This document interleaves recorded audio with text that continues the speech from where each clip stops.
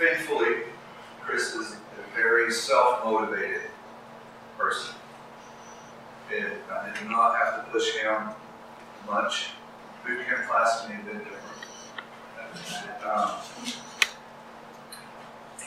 But you know, it's been great having him here in my classes. It's been great having him here with other students. And hopefully he's learned a thing or two, I hope. And like I said, you know, this is one of the very last times that we're actually going to get to see this type of work as well as this type of presentation on campus, at least for a while now. And I will say that I am very proud of me and Chris for the work he's done. A great deal of it he has, like I said, done on his own. I did not have to do too much in the way of critiquing. So it's been a great privilege to have you. And I wish you the best of luck. So this is Chris Pittman. He's going to show you some of his work. Well, before I get to that, I wanted to thank a few people. Most everybody in this room has been instrumental in some way in helping me, pushing me along. And Tom and Jed, you guys kind of stand out on that list. All the endless rants about polygons and all kind of weird stuff.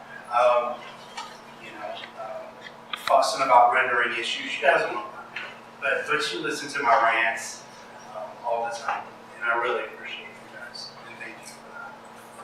And my wife and kids have been, they just push me. Especially April, she pushed me. And you know, there's been a few times where I go meet with a client and ask about, hey, we want this kind of video. And I'm like, okay, I can do that. April goes, no, we can do better than that. And she pushes me off into some territory that I have no idea. I don't have the slightest clue how to do that. And she's saying, yeah, we can get it done, And sure enough, I pull a rabbit out of that. And I think that's part of what you teach us is you got to solve your own problems. You know, make your own problems, solve your own problems, get it done. So that was really good. And Tom and Danny with ASG, you guys, you know, I got into the CDE program, the Centers for Economic Development and Entrepreneurship, because you guys told me, hey, bring your textbooks and study. And I was able to do that. And that's on my business side of my resume. That's really, really impressive. And thank you guys for letting me do that. And my in-laws, they're not here, but they've actually helped quite a bit, you know, push me along. So I wanted to thank them too.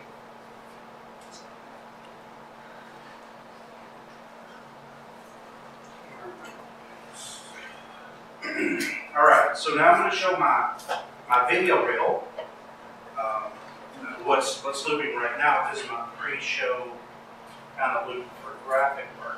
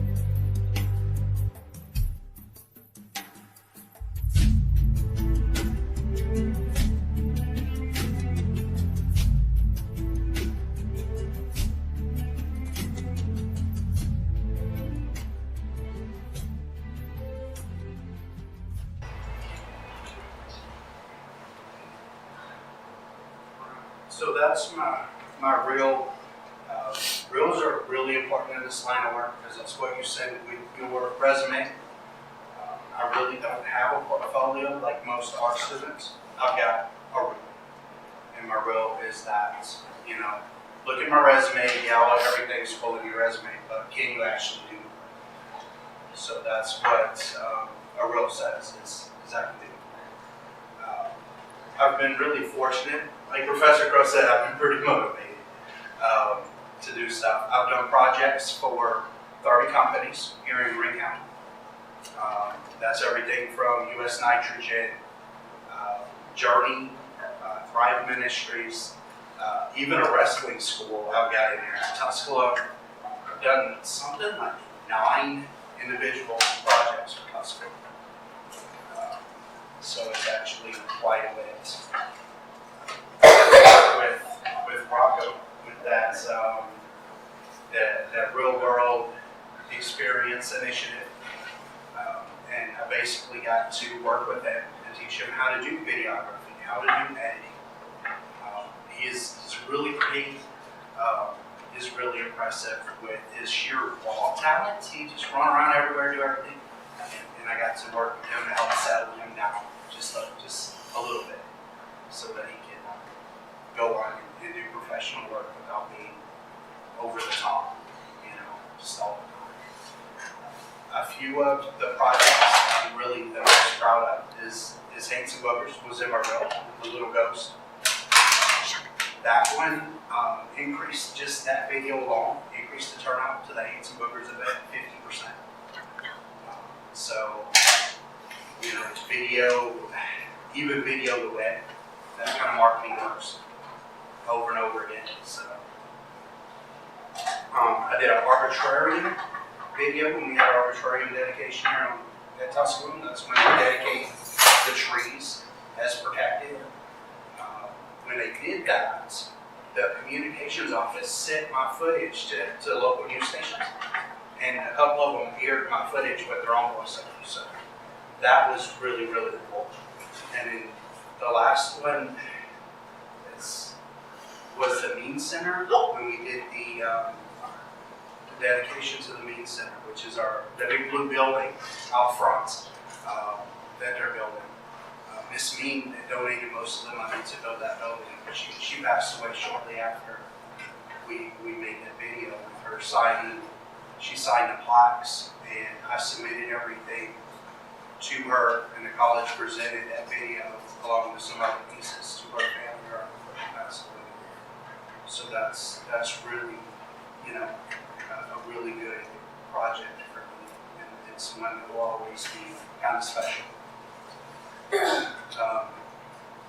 You guys that have worked with me a little bit know that I was an outreach coordinator for Thrive Ministry for quite a bit. I've done video announcements, and a lot of my reel was just, stuff I did with Thrive. And I really appreciate them coming alongside me and saying, hey, we'll give you a platform if you can help us do this. So we did video announcements, all kind of promotional videos, really crazy stuff. We did the largest emergency readiness event in Green County with 9 agencies. Just come on and give it anything. So I was really fortunate that I had that chance to do that.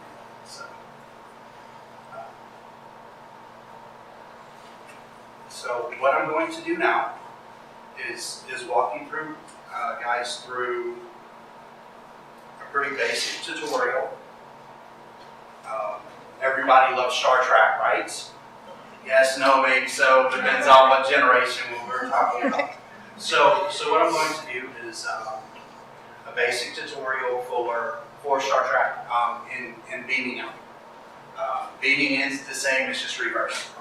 So I'm going to go ahead and get started with that. Alright, so this is the original footage. So you guys see what I'm working with, right? So it's just a Weegle Scout on a desk, right? And then what I do is I walk over and just pick up the Weegle Scout and set it on another desk. Right? It's that simple. Boom, we're halfway done. because I didn't move the camera and I didn't stop. Even slightest movements in the camera will affect your positioning. Then you have to go back in post and try to fix all of that. So I shot it all together, and I'll show you what I did with it.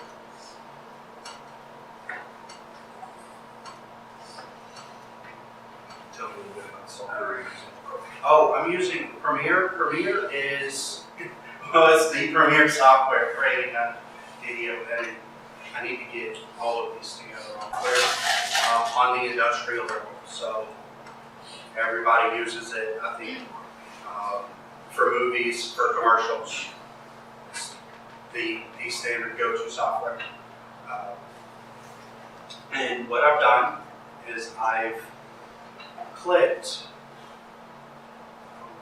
so just that part, right? And then I cut it into pieces. So on this bottom line, I have just the missing soda, right? So yeah, so you guys see that it's there and then it's not, it's there and it's not. And then what I've done is I went through and faded the last couple of seconds on the footage of the soda being there. And because that wiggle scuff is the only thing in frame that's different, it just fades the wiggle scuff. It fades the entire image, but because it's on top of an exact duplicate, you don't see anything else in the scene change except for that wiggle scuff. So I'll show you what that looks like.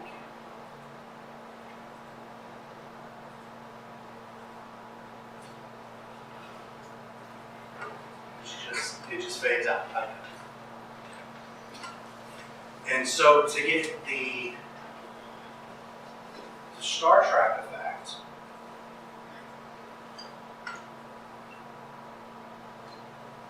well, we have this,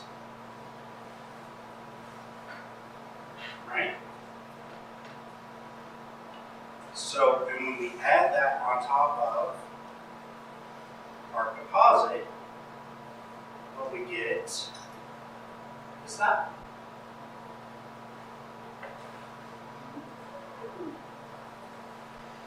So that's the basic.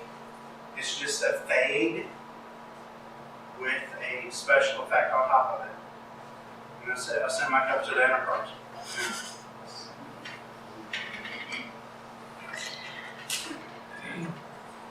I think that's that actually.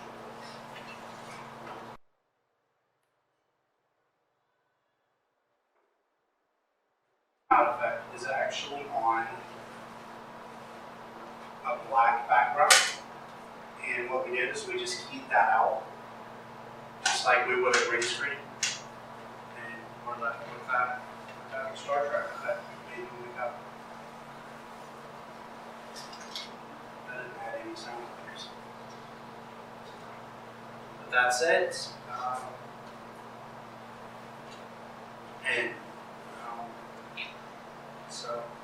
So things that I wanted to say in closing is I chose digital media because I was a marketing minor at University of Phoenix.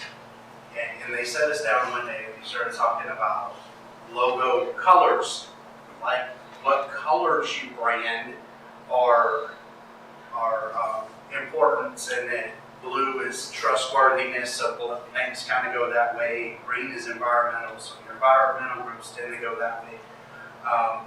But what they didn't teach us is how to design these logos in the first place, right? What's color theory, right? They didn't teach us. I didn't learn that, so I came here.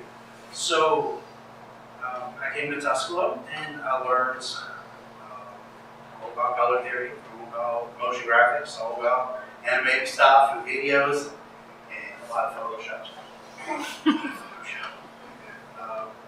But I chose to specialize in video for pretty much one reason. Because the Better Business Bureau basically says that 65% of all your new business contacts are going to come because of a video they saw online. Right? That's an impressive number for any company, 65%. That's expected to grow into the 75 range in the next couple of years. So what we wanted to focus on, or what I wanted to help companies focus on, is getting to that point where they actually have serviceable, high-quality video on, especially for the college. And a test for that was Haynes and Voters, where we increased turnout 50%. So that was really good. Video marketing to web is the most cost-effective on return on investment, which is, what are we putting out money for, and is this actually working? Almost always, the video web is.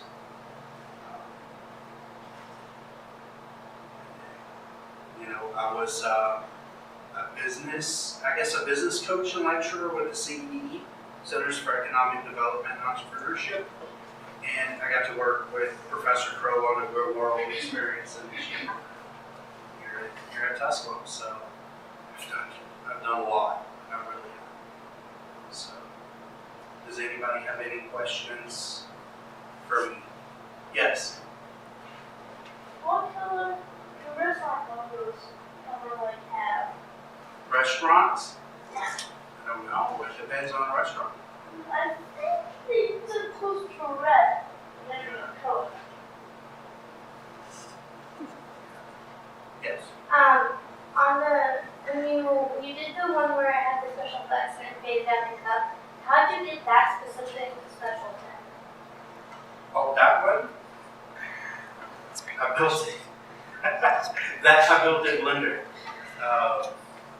Built in Blender is just particles effects, and they're spinning around and fading, and then there's a flare in there too. So I rendered that out on a black background as a tip. I thought you went like on the website or something and like copied it so you could do I that. built up. That's cool. What program did you use to build it? Blender. The effect here, what I'm showing here is Premiere. Yeah. I used Blender. Blender is a free 3D video editing. It does just about everything. It's not, we use 3D Max here at college. And it was something that I was playing around with this summer because I got accepted to digital media in the spring, but I didn't start classes till the fall. So it was a program I was playing around with until, over the summer, my first summer. And then I've been playing with Max ever since. So this is an older file. It's actually the wrong format. Everything is like 60 frames a second, and it's 29, almost 30 frames a second. So it actually would not work. Really, I would want to actually go re-render that to make everything match on my frames per second. For this, it's fine. So from start to finish, completed, how long did it take you? How many hours did you put in to complete that? To complete the effect itself, Well, I'm just going to show you the spikes. The effect itself, I think I was learning while I was doing it, so I really couldn't right off the top. It's one of those, this is kind of how you build it on YouTube, and this is, I had to go through it. but it took you like more than a couple hours to get the whole The thing effect together. probably took me a day the first time I built it. Probably took me a day, but that was because I was learning as I was going. Most of the stuff I've done, I was learning as I was going. So that's been very good, and that's something that Professor Crow actually kind of pushes is learn beyond the class. Don't just learn because everything's moving so fast that it's going to be dated. And we may learn something really cool in Max, and the next update, they might just remove that function on there. So learn as you go, or they might move it into somewhere very obscure. That's what happened with After Effects. Is playing with After Effects. I have a book for After Effects 5, CS5, and CS6. A lot of the stuff that the book was saying do with CS5, even though the book's only a year older than update, wasn't how you did it in CS6. So you gotta just learn it, you gotta adapt it, you gotta learn it. But start to finish, actually, I want to say the video side of this, not the special effects side, but the video side of this probably took me less than an hour to do. That's setup, tear down, all the effect. But the effect itself probably took me a good part of the day by itself when I was learning how to do it. Yes. Like before you showed us the special effect, the one where you took the cup, you went through the camera. How would moving the camera to where you moved it, like mess up the whole video part with each other? Okay. So what would happen is you see how this is ghosting just a guy? Yeah. Okay.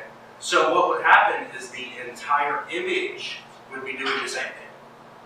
So like whenever you took your hand and you moved to our desk, how come moving the camera to where you were moving would affect the whole video? Or like the background and stuff. Yeah, if the images are off, if they're offset, what it will do is it'll fade into the different image. So it'll basically be like a slight jump. It'll be like the entire background moved, and it'll be really weird. It won't be smoother transition. So it'll just be like So- blurry.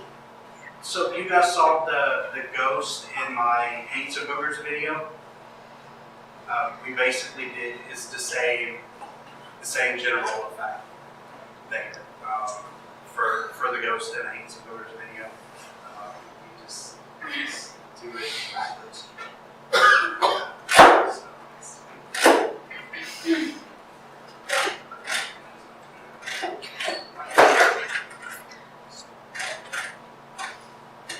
So, any other questions? All right. Well, thank you guys for coming.